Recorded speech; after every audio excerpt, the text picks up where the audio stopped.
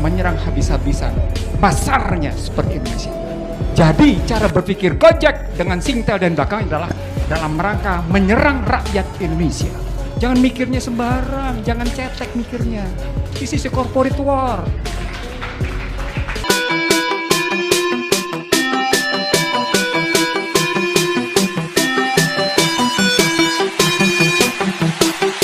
Pada pemerintah bahwa dunia bisnis internasional sekarang statusnya adalah corporate war, perang korporasi. Pernyataan Biden semalam di G7 ketika melihat Cina itu menunjukkan corporate war itu luar biasa. Bagaimana Biden berusaha melindungi industri semikonduktor Amerika. Saya ingin mengatakan pada Anda berdua dan kalau sekarang dengar oleh pemerintah, corporate war itu artinya bisnis di mancanegara akan menyerang habis-habisan pasarnya seperti Indonesia.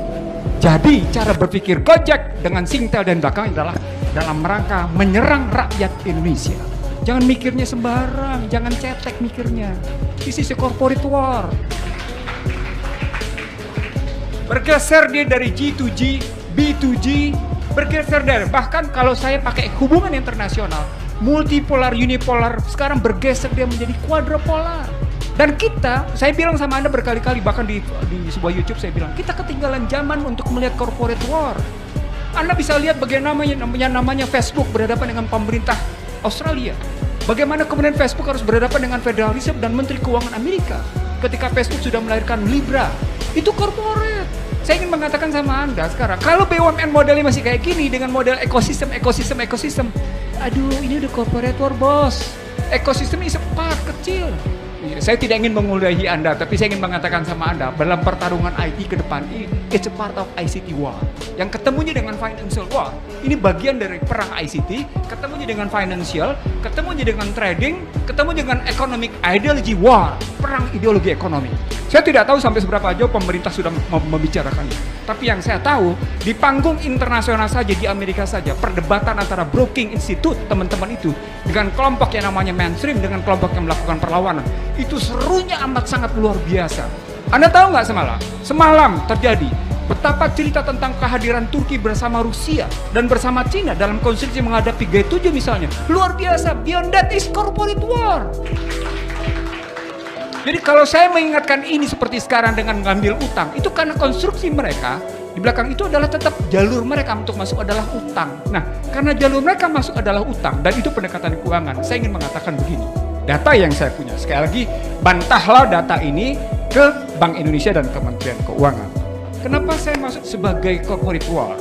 November 2014, Joko Widodo sebagai Presiden Republik Indonesia meningkatkan harga premium dari 6.500 menjadi 8.500. Saya tanya sama Anda, apa maksudnya?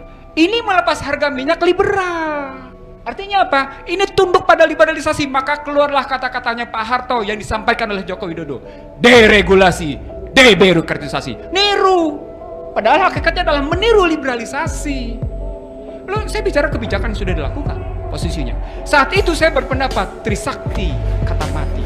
Yang ada adalah deregulasi, debirokratisasi sebagai perwujudan liberalisasi. Dan itu berlanjut dengan kebijakan-kebijakan sekarang sampai akhirnya TKA Cina luar biasa jumlah masuk posisinya. Bagian dari liberal. Posisinya setuju tidak setuju. Kalau posisinya begitu. Mari kita lihat lebih lanjut. Nanti kita lihat sebagai penutup tetap dalam konstruksi corporate war. Jadi entitas bisnisnya akan kelihatan. Mari kita lihat sekarang. Dalam buku saya menyebut ada 4 F perang itu. Financial, food, fuel, frekuensi. 4 posisinya. Sekarang mari kita lihat kalau pakai ekosistem. Siapa yang bicara ekosistem dengan baik dalam konstruksi perang di BUMN? Tadi sudah bicara Sang Hyang Seri. Fine. Tapi saya sudah tahu Sang Hyang Seri latar belakang sebelum ini adalah korup betul posisinya. Saya nggak bicara korupnya deh. Saya mau bicara tentang dalam kerangka corporate war ini. Bung Refli, ada tahu nggak? Mereka yang bermain hidroponik, kan Pak Joko Widodo bangga juga nih bicara soal hidroponik. Tahu nggak bibitnya dari mana? Bibit aja kita punya masalah gitu. Itu bagian dari food war posisinya. Kalau naik ke frekuensi, sekarang kita tanya, siapa yang menguasai frekuensi kita? Yang memainkan frekuensi kita? Siapa yang menguasai finansial kita? Posisinya. Sampai di situ kalau kita mau ambil lebih lanjut. Nah, ini berarti makin didorong untuk masuk ke privatisasi. Dalam kerangka itulah saya melihat privatisasinya letaknya di mana? Tadi muncul 400 juta US dollar dengan kata-kata untuk mengatasi kerentanan keuangan Indonesia. Ini kalimat ini bagi orang awam nggak ngerti ini apa nih. Mari saya terjemahkan sekarang. Pak Joko Widodo pada Januari 2015 punya utang sebesar 4.268 triliun 771 juta rupiah. Karena Anda tanyanya rupiah ke saya, maka saya jawab dengan rupiah sekarang posisinya. Per Mei 2021 jumlah hutangnya dengan $1 adalah 14.500, 6.026 triliun 591.500 juta rupiah posisinya. Berapa kenaikannya? Kenaikannya tadi kurangin saja. Berapa per tahun penciptaannya? Nah, kalau kita melihat dari kerangka ini, saya masuk ke dalam teori saya 5I. Kalau Anda terkena 5I, berarti Anda sesungguhnya dalam konstruksi perang bisnis corporate war tadi, Anda kalah, Refli. Anda kalah dalam corporate war tadi. Saya kebetulan memang kajian saya di ekonomi politik, tetapi angka-angka ini menjadi menarik ketika kita lihat ternyata, walaupun tadi Arya bilang masih kecil kok dibandingnya namanya utangnya, jangan ngeliat utang kecilnya. Lihat yang namanya konstruksi mereka melakukan hostile takeover namanya. Itulah cara-cara konglomerat Indonesia kemarin mengambil sejumlah BUMN. Dari pintu belakang mereka ngambil. Nah itu yang mestinya kita tahu. Sama seperti bagaimana misalnya kereta api Jakarta-Bandung. Ada 3 BUMN terlibat. Tapi komponen nanti gimana? Mesti kita lihat.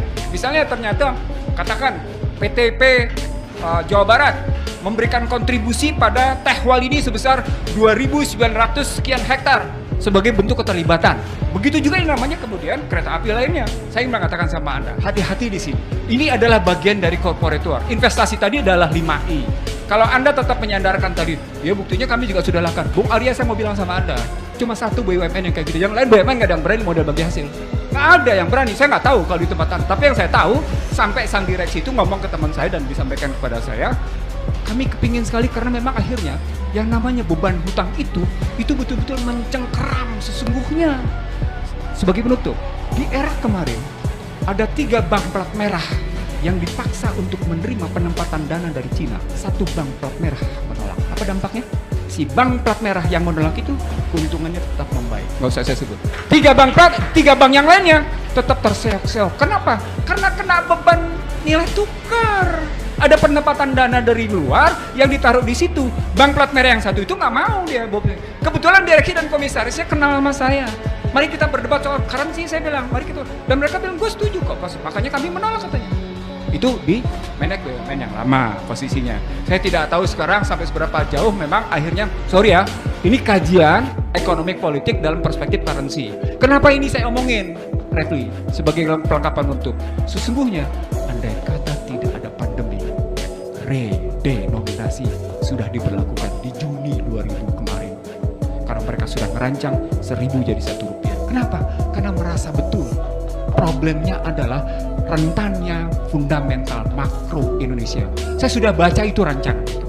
Nah, sesungguhnya BUMN lah yang bisa menjadi penyelamat agar redenominasi itu tidak terjadi. Kenapa? Karena BUMN lah yang masih tetap dirisaukan oleh para konglomerat domestik dan konglomerat luar. Terima kasih. Assalamualaikum warahmatullahi wabarakatuh.